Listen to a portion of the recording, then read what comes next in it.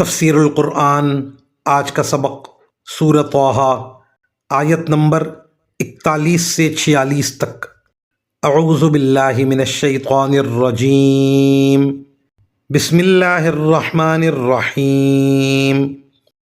واصطنعتک لنفسی اذهب انت واخوک بآیاتی ولا تنیا فی ذکری اذهبا إلى فرعون إنه طغى فقولا له قولا لينا لعله يتذكر أو يخشى قالا ربنا إننا نخاف أن يفرط علينا أو أن يطغى قال لا تخافا اننی معکما اسمع وارى۔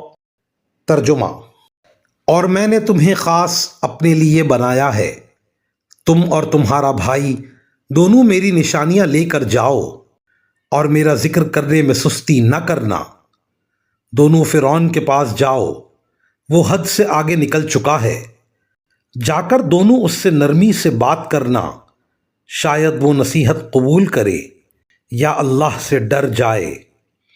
دونوں نے کہا، ہمارے پروردگار، ہمیں اندیشہ یہ ہے کہ کہیں وہ ہم پر زیادتی نہ کرے یا کہیں سرکشی پر آمادہ نہ ہو جائے۔